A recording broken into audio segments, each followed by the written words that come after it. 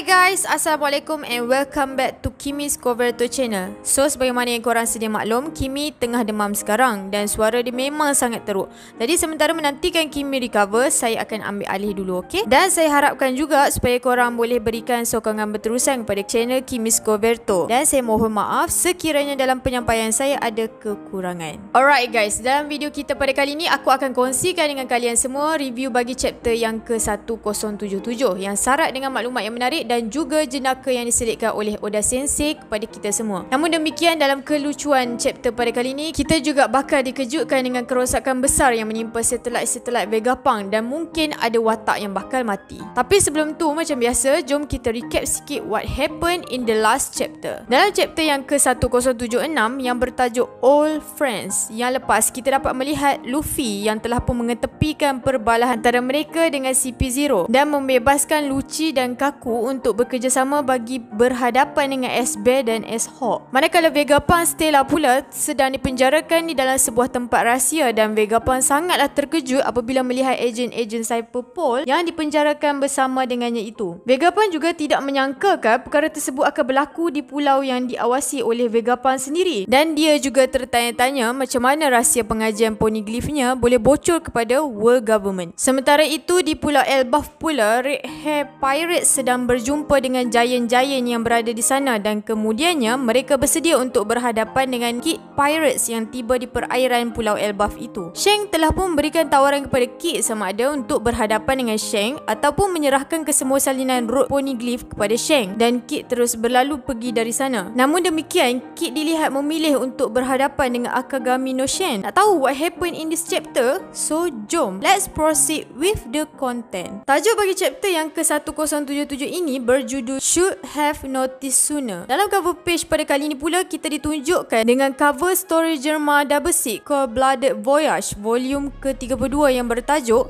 Kalau Difikirkan Balik, Vegapunk lah sebenarnya yang menyebut dalam urusan kita. Dan kita juga ditunjukkan dengan gambar Judge and Caesar yang berhenti daripada bergaduh sambil mereka berdua memikirkan tentang Dr. Vegapunk. Membuka tirai chapter pada kali ini, kita ditunjukkan dengan panel Fabio Pace sambil Sentomaru memberitahu kepada semua researcher yang berada di sana untuk meninggalkan pulau tersebut. Researcher tersebut kemudiannya bertanyakan kepada Sentomaru sebenarnya apakah yang telah berlaku di pulau tersebut dan kenapa banyak festivista yang dikerahkan ke seluruh pulau ini. Panel kemudiannya menunjukkan Sentomaru yang sedang bersandar di dinding sambil menceritakan bahawa pada suatu masa dahulu terdapatnya sebuah pulau yang bernama Ohara. Pada suatu hari, pulau tersebut telah pun lenyap daripada peta dunia ini kerana mereka menentang World Government. Researcher yang mendengarkan kata-kata Sentomaru itu menjadi sangatlah terkejut. Kemudian, pada panel yang seterusnya pula, kita telah pun ditunjukkan dengan Ohara Incident Refresher sambil Sentomaru menceritakan kisah tentang pulau tersebut. Kemudian pada panel yang seterusnya pula kita ditunjukkan dengan zoom in panel bagi wajah Sentomaru yang berkata bahawa mereka semua sedang memburu Old Man Punk yang merupakan the smartest man in the world. Ini bermaksud bahawa mereka semua telah pun membuat pertimbangan bagi setiap kebarangkalian akibat yang akan berlaku dan mereka memutuskan untuk menghapuskan Dr. Vegapunk. Kemudian sambil panel menunjukkan zoom out bagi pulau Egghead, Sentomaru menyambung lagi kata-katanya dengan mengatakan bahawa sekiranya benar apa yang aku katakan, maka insiden yang lebih teruk daripada insiden Ohara akan menimpa pulau ini pada bila-bila masa sahaja. Researcher tersebut sangatlah terkejut mendengarkan kata-kata Sentomaru itu. Kemudian pada panel yang seterusnya pula, Sentomaru telah pun bermonolog meminta agar Luffy bertindak dengan lebih cepat dan bertanyakan apakah yang sedang berlaku di atas sana. Panel kemudiannya beralih ke arah control room yang berada di aras 4 bangunan A sambil Luffy bertanya apa benda mereka ni sebenarnya. Kemudian pada panel yang seterusnya pula kita ditunjukkan dengan Luffy yang berada dalam mod Gear 4-nya yang sedang menggunakan serangan Kong Organ. Manakala Lucci yang berada dalam mod Hybrid Leopard-nya pula menggunakan serangan Hand Pistol Yellow Lotus. Kita kemudian ditunjukkan dengan S-Bear yang menerima serangan combo Luffy Lucci itu secara direct pada bahagian perutnya. Panel kemudian beralih ke arah Kaku yang menggunakan serangan Tempest Kid Slaughter. Manakala Zoro pula menggunakan serangan Itorio Shinsin Sonsong ke atas S-Hawk. Namun demikian, pada panel yang seterusnya kita ditunjukkan dengan S-Bear dan S-Hawk yang yang sedang menyapu perut mereka dengan tangannya, seolah-olah serangan combo daripada Luffy Lucci dan Zoro Kaku itu hanyalah sebuah gurauan. Panel kemudian menunjukkan wajah Luffy yang berada dalam form yang normal dan bertanyakan apakah maksud semua ini. Kemudian sambil menunjukkan panel Luffy dan Lucci yang berada dalam normal form bersama-sama dengan Zoro dan Kaku yang sedang melihat Seraphim tersebut. Luffy mengatakan bahawa Seraphim itu bangkit terlalu cepat. Cukup-cukuplah tu. Korang ni Kaido ke apa? Pada panel seterusnya pula, kita ditunjukkan dengan wajah Zoro yang mengatakan bahawa apabila Zoro fikirkan balik Seraphim ini kelihatan seperti King yang Zoro pernah lawan masa kat Wano hari tu. Shaka yang mendengarkan kata-kata Zoro itu kemudian bertanya adakah Kaido mempunyai seorang Lunarian sebagai nakamanya. Zoro kemudian mengatakan bahawa dia pun tak tahu apa bangsa dan nama sebenar bagi King itu. Shaka kemudian menjelaskan bahawa lelaki yang dimaksudkan oleh Zoro itu berkemungkinan adalah Albert yang merupakan bahan uji kaji yang terlepas daripada Pang Hazard bersama dengan Kaido. Shaka juga menambahkan bahawa kesemua Seraphim mempunyai darah King untuk menambahkan kekuatan mereka. Betul ke? Tanya Zoro. Kemudian pada panel yang seterusnya, Zoro mengatakan bahawa kalaulah betul apa yang dikatakan oleh Shaka itu, maka korang semua kena fokus pada api belakang badan mereka. Serangan kita hanya akan berkesan apabila api di belakang badan mereka terpadam. Manakala sekiranya api tersebut menyala pula, mereka tidak ubah seperti seorang yang invincible. Aku minta maaf sebab telah pun membazirkan tenaga korang tadi. Aku sepatutnya sedar perkara ini lebih awal, kata Zoro. Lucci kemudian mengatakan kepada Zoro bahawa itu bukanlah satu masalah.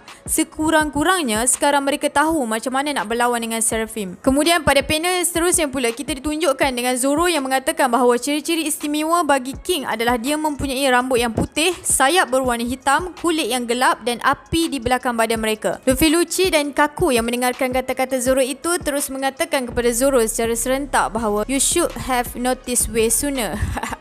Lucu betul lah telatah mereka ni. Si Lucci yang tadi suruh Zoro relax pun join sekali marah si Zoro ni. Zoro pula cakap dengan muka selamba je. Panel kemudiannya menunjukkan kepada kita Luffy yang bertanyakan kepada Shaka, kau nak pergi mana helmet? Shaka kemudian mengatakan bahawa dia ada idea dekat mana Vegapunk Stella sedang berada. Kemudian tiba-tiba S-Hawk telah pun bersiap untuk menghayunkan libasan pedang yang selayaknya Yoru itu ke arah Shaka. Namun mujurlah Zoro dengan tangkasnya telah pun menahan serangan tersebut sambil mengatakan kepada S-Hawk untuk tidak mengganggu urusan mereka semua. Kemudian sambil tersenyum Zoro berkata, kita orang yang tengah nak cepat ni. Manakala S-Hawk pula merenung ke arah Zoro dengan penuh amarah. Panel kemudiannya beralih ke arah 3 bahagian bangunan A. Kita semua ditunjukkan dengan Nami yang sedang mengarahkan Zeus untuk menyerang S-Shock yang sedang berdiri di hadapannya itu. Zeus kemudian telah pun akur dengan arahan daripada Nami itu. Nami juga telah pun memberitahu kepada Zeus agar tidak menganggap S-Shock itu sebagai seorang kanak-kanak. Kemudian sambil panel menunjukkan kepala Brook yang terpisah daripada badannya, Nami mengatakan bahawa S-Shock telah pun menyakitkan nakamanya dan memukul Edison sehingga separuh mati. Kita kemudian ditunjukkan dengan panel Edison yang berada dalam keadaan yang nazak sambil Nami mengatakan bahawa S-Shock adalah sebuah mesin pembunuh. Kemudian kita ditunjukkan dengan panel Nami yang memejamkan matanya sambil berkata bahawa kau langsung tidak comel. Kau langsung tak sama macam seorang budak. Zeus kemudian memberikan semangat kepada Nami dengan berkata, betul tu Nami.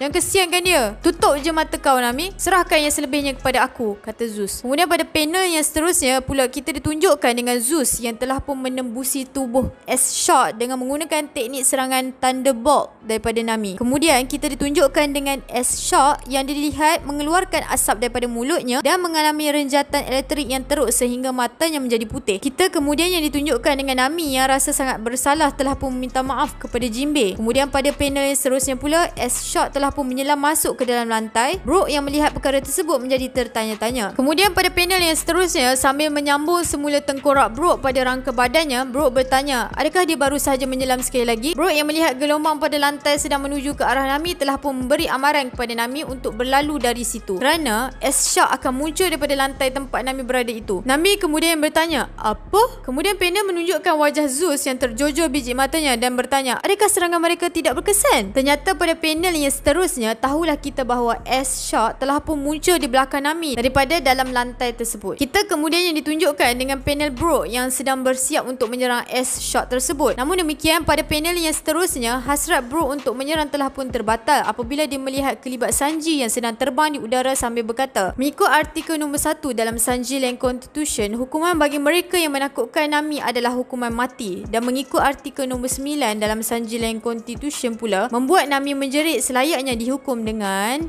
Kemudian pada panel yang seterusnya kita ditunjukkan dengan wajah Sanji yang langsung tak relax sedang menendang S-Shark dengan serangan Cook Ray Strike. S-Shark pula telah pun terpelanting ke belakang akibat daripada serangan Sanji tu. Sanji! Seru Nami yang melihatkan penyelamatnya itu. Sanji kemudian bertanyakan kepada Nami adakah Nami mengalami sebarang kecederaan dan memberitahu kepada Nami bahawa dia akan menguruskan segala-galanya. Bukankah aku telah memberi amaran kepada engkau sebelum ni budak tak guna? Tanya Sanji kepada S-Shark. Kemudian pada panel yang seterusnya sambil menunjukkan muka Sanji yang sangat marah, dia berkata, aku tak kisahlah sama ada kau ni Jinbei yang kecil ke ataupun Jinbei yang sebenar. Aku akan bunuh kau, Jinbei kecil. Kemudian panel telah pun beralih ke arah bangunan C, aras yang ketiga. Kita ditunjukkan Lilis yang bertanya, berani kau tukarkan York jadi batu ya? Lilis kemudian telah pun menggunakan bubble gun yang dimiliki olehnya itu untuk menyerang S-Net. Pada panel yang seterusnya pula kita dapat lihat yang buih tersebut hanya terkena sedikit saja pada bahagian tangan S-Net. Usop yang melihat perkara tersebut menjadi sangat terkejut dan berkata, apa pun tak jadi ni. Kemudian pada panel yang seterusnya, Usop sangatlah terkejut apabila melihat S-Net telah pun tersungkur rebah ke bumi. Kita kemudian ditunjukkan dengan wajah S-Net yang sangatlah tidak bermaya dan berada dalam keadaan yang tertanya-tanya. Lilis yang kemudian yang menerangkan bahawa buih tersebut diperbuat daripada tenaga lautan. Itulah risiko memiliki The Green Blood. Buih ini adalah kelemahan engkau, S-Net. Usop kemudian menjadi sangatlah teruja dan memuji Lilis. Frankie kemudian telah pun berlari menuju ke arah S-Net untuk menahan membelenggu S-Net. Sementara mereka mempunyai peluang. Namun demikian, S-Net telah pun bangkit dan menendang Frankie sambil berkata, jangan sentuh aku si tak guna. Frankie telah pun melayang akibat daripada set pakai S-Net tersebut. Frankie kemudiannya memberitahu kepada Lilis bahawa kesan buih tersebut telah pun hilang. Lilis kemudian mengatakan bahawa perkara tersebut disebabkan oleh buih itu tadi. Hanya terkena sedikit saja pada tubuh S-Net. S-Net kemudian telah pun mengembungkan pipinya sebagai tanda marah kepada mereka. S-Net kemudian telah pun menembak pancaran laser beam ke arah Usop dan Lilis. Namun demikian, Frankie telah pun bertindak dengan lebih bijak